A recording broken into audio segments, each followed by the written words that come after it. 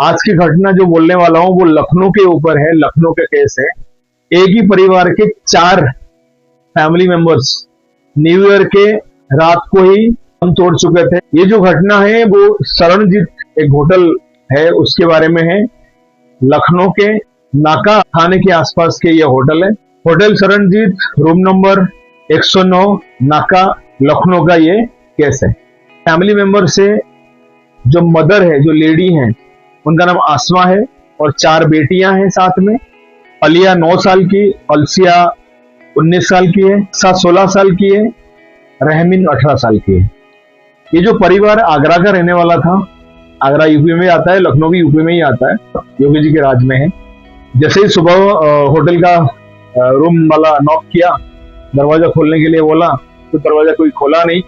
तो होटल कर्मचारी ने मास्टर की से दरवाजा खोला तो पता चला 4 बेटियां और माँ का मर्डर हो चुका है। तो आनंद फानंद में उन्होंने पुलिस स्टेशन में कंप्लेन किया, पुलिस वेरिफिकेशन करने आया। पुलिस इन्वेस्टिगेशन से ये पता चला कि ये चारों आगरा से आए हुए हैं, एक दिन पहले आए हुए थे। जैसे ही न्यू ईयर के दिन सुबह सुबह दरवाजा खोलने की बारी आई, पता चला ये चारों मर चुके हैं। बेटा और सद भी नहीं है, शायद उसके साथ कुछ हुआ हो या क्या हुआ है कुछ पता ही नहीं था। हाँ, उसके बाद जब पुलिस इन्वेस्टिगेशन किया, पता चला अरशद गायब है, मोहम्मद अरशद जो भाई है। तो जब ढूंढा गया, ढूंढते ढूंढते पुलिस नाकाम हो गया, पुलिस को अरशद नहीं मिला। पुलिस फिर कुछ टाइम के ढूंढने के बाद ये पता चला कि अरशद ने एक वीडियो बना के पर्सनल में भेजा है। उस वीडियो के अंदर ये बताया गया है कि उसके जो फादर है उनका नाम मोहम्मद बदर है।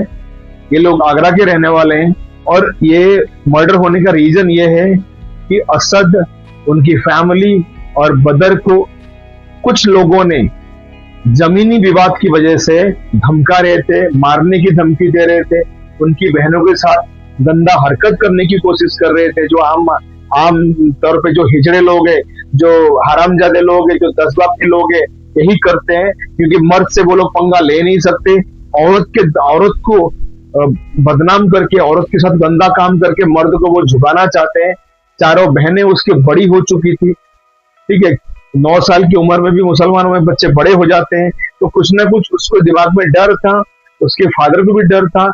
अभी ये लोगों ने गलती क्या किया, पुलिस डिपार्टमेंट पे इन्होंने कंप्लेन नहीं किया। अब इंटरनल मैटर क्या है मुझे नहीं पता, जो वीडियो में आया है मैं उसी को एक्सप्लेन कर रहा हूँ।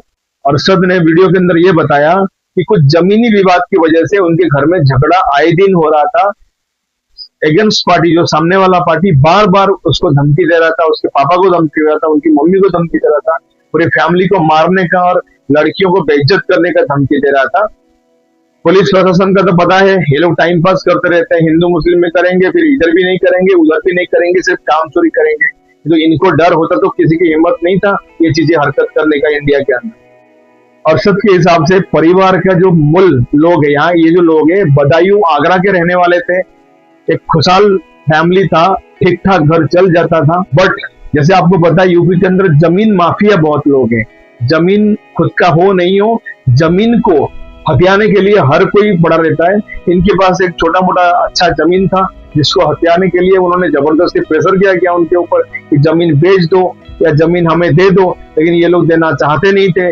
इसलिए आम आदमी क्या कर सकता है, पुलिस स्टेशन जाएगा, पुलिस ने उनकी बात नहीं मानी, क्योंकि पुलिस भी हमेशा उन्हीं के साथ देता है जिनके पास पैसा है। उनसे पैसा खा के अपना अब्बा समझ के पुलिस भी उनका ध्यान नहीं दिया। आखिर में एक भाई परेशान होके अपनी इज्जत को बचाने के लिए सबको मार दिया। जो एक विकृत मानसिकता, और विकृत मानसिकता बनाने वाले कौन है, पुलिस डिपार्टमेंट और जो वहां का भूमि माफिया, इन्होंने उसको पागल करा दिया। चलो ठीक है, ये वीडियो बनने के बाद उसने ये भी बोला कि मुझे प्लीज माफ कर दें, मुझे बचाएं, लेकिन इंडियन कानून है, बचाया जा नहीं सकता, क्योंकि कोई मार दिया तो मर्डर को नहीं बचा सकते। लेकिन बचाएंगे उनको, वो लोगों को बचाएंगे जो लोग भूमि माफिया हैं, जो लोग पुलिस को हफ्ता देते हैं, जो लोग पुलिस के लिए दलाली करते हैं, जो लोगों के लिए पुलिस दलाली करती है, इन सबको पुलिस बचाएगा, पर आम आदमी को कभी नहीं बचाएगा। अब उसने बताया कैसे मारा अपनी माँ को, अपनी बहनों को। अपनी माँ और 4 बहनों को उसने नशे का दवाई पिला दिया खाने में। मैं सोच रहा हूँ यार कितना दर्द होता होगा उस आदमी को, उस बच्चे को, उस लड़के को जिसने अपनी माँ और बहन को मारा इतना प्यार से रखा होगा, सिर्फ 2 टके के भड़वे भूमि माफिया की वजह से। ये गंद साले 10 बाप की औलाद भूमि माफिया हरामजादे पुलिस वालों की वजह से, जिन्होंने टाइम पर उनका, अगर इन्होंने FIR लिखा होता तो ये लोग सब जिंदा होते। बट जो हुआ हो गया, क्या कर सकते हैं। मैं तो ये रिक्वेस्ट करूंगा, अगर कोई देख रहा होगा इसको फॉरवर्ड करे डिपार्टमेंट के अंदर सर में, तो एटलीस्ट वो उसको अभी भी भूमि माफिया को पकड़े। जो लोग ये दंगाई कर रहे हैं, जो हरकतें कर रहे हैं, उनको पकड़े और आगे कोई ऐसी प्रॉब्लम ना आए। बाकी योगी जी हैं तो वो तो कुछ ना कुछ कर ही देंगे। बेहोश होने के बाद माँ और बहनें उनकी नसें और गला काट के मार दिया। इसमें ये लग रहा है कि शायद जो मोहम्मद बदर है, मोहम्मद अरशद की जो फादर है, शायद ये भी इन्वॉल्व है, लेकिन कभी कंफर्मेशन कुछ भी नहीं है। लेकिन उसकी वीडियो बनाने का सिस्टम से ये लग रहा है मुझे कि जरूर वो दिल से टूट चुका होगा, इमोशनली खत्म हो चुका होगा। लोगों ने, किसी ने सुना नहीं होगा।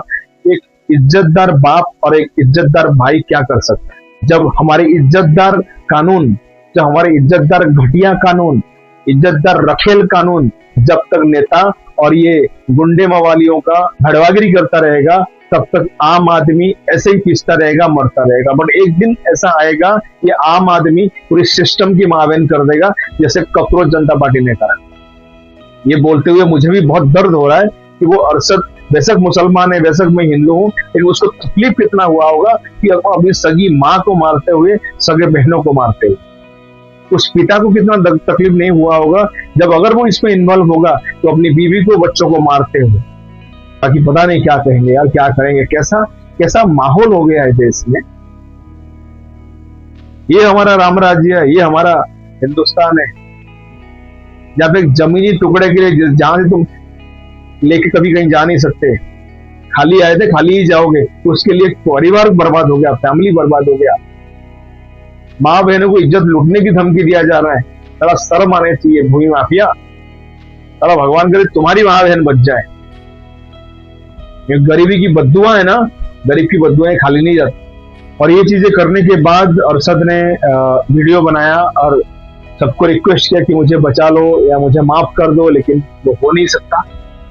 फिलहाल शुरुआत में तो जिस तरह से उसने बोला, उसका इमोशन को देख के समझ में आया शायद यही जो है अपनी माँ को, बहनों को मारा है। बट जब बहुत ज्यादा पूछताछ किया गया, उसके जो पिता थे मोहम्मद बदर 52 साल के, उनके बारे में पता चला। उन्होंने अरशद को बोला था कि मार के खत्म कर दे, कम से कम इसी बहाने हमारी इज्जत तो बनी रहेगी। और ये सब होने के बाद उसके पिता और ये दोनों ये सब खत्म करने के बाद अरशद ने अपने पिता को रेलवे स्टेशन छोड़ दिया कि वो वहां से भाग सके, फरार हो सके। जब ये सब पता चला, पुलिस मोहम्मद बदर को ढूंढने लगे। वो लखनऊ से निकलने के बाद 27 दिन तक फरार रहा। पहले वो नेपाल गए, उसके बाद दिल्ली, अजमेर, कानपुर जैसे एरिया में भी उन्होंने शरण ली, अपने आप को बचाने के लिए कोशिश किया। पुलिस ने 25,000 रुपए का इनाम रखा उनके ऊपर। उसके बाद जनवरी 2025 को उनको लखनऊ से दोबारा अरेस्ट किया गया। अब आते हैं मेन मुद्दे पर, क्यों ये अपहरण, क्यों ये मर्डर हुआ, क्यों ये लोग मजबूर हो गए मर्डर करने के लिए, क्यों एक गरीब नॉर्मल आदमी, एक मासूम सा इंसान अपने विकृत मानसिकता परेशान होकर आखिर में अपनी माँ और बहन को मारने पे मजबूर हुआ। इसके बारे में जानकारी देते हुए ये पता चला, जो मोहम्मद बदर और मोहम्मद अरशद बेटे ने बताया वो ऐसा है। उनकी पड़ोसी आफ्ताब और अलीम उनकी खानदानी जमीन पर कब्जा कर रहे थे, परिवार को प्रताड़ित कर रहे थे, उनकी बहनों को प्रोस्टिट्यूशन रैकेट में डालने की धमकी दे रहे थे। और उसने ये कहा आबरू बचाने के लिए ये सब किया। बट पागल, अगर तू आबरू बचाना होता ना बच्चे, पता नहीं तुम सुन रहे हो कि नहीं सुन रहे हो, मुझे दुख हो रहा है, बजरंग दल के पास चले जाते।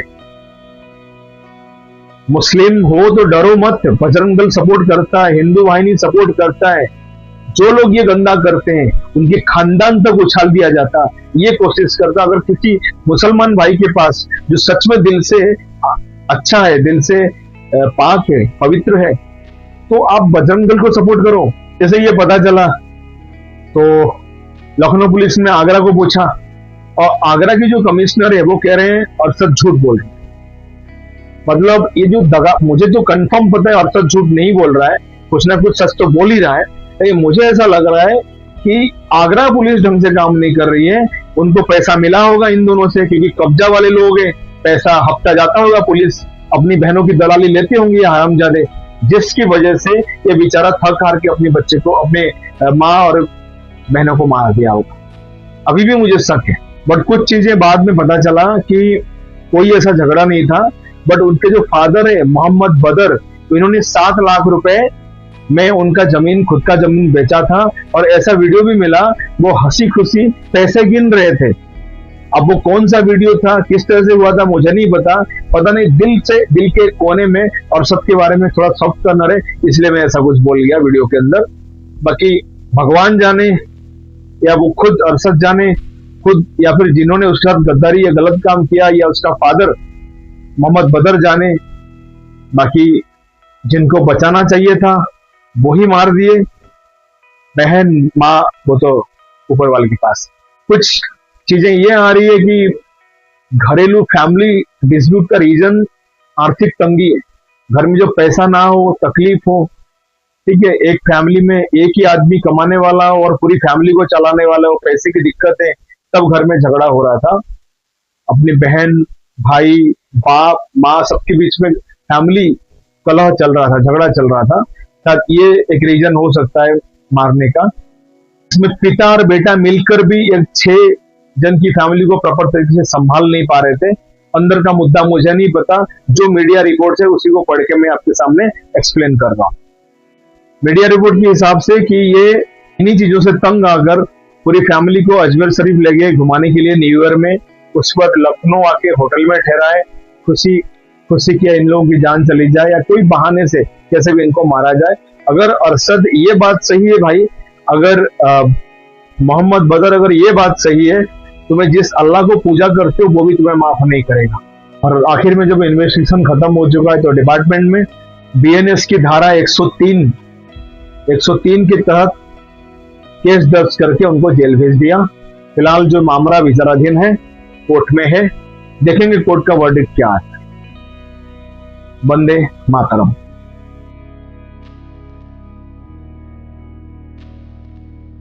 हमारी बहनों को हैदराबाद में लड़की सप्लाई करता है, एक सामने घर के सामने वाला, उसके हाथों हमारी बहनों को बिकवाना। भैया हम ये नहीं चाहते थे, हमारा घर उन्होंने छीन लिया है, मकान के पेपर्स हमारे पास हैं, और जो मंदिर का नाम करना चाहते थे, अपना धर्म परिवर्तन करना चाहते थे, उसलिए हमने कागज सारे अपने पास रखे हुए। पुलिस को वीडियो नहीं रहने वाले हमारी ताई के पास 47 तक का प्रूफ मिल जाएगा आपको। ये हमें झूठा इल्जाम लगाते हैं, हम पर तरह तरह की बातें करते हैं कि हम लोग बांग्लादेशी हैं।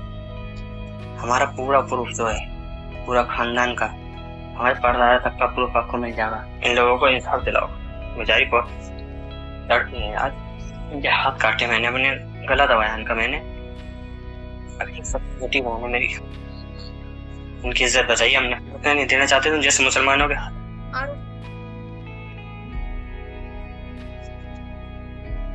ये देखिए उनके हाथ में से कटे पड़े सब, ये देखिए ये मरना, देख रहे हैं आप। मुझे नहीं लगता इस हालत में मैं भी जानना ना, ये आदमी इस हालत में झूठ बोलेगा, बाकी आपके ऊपर है।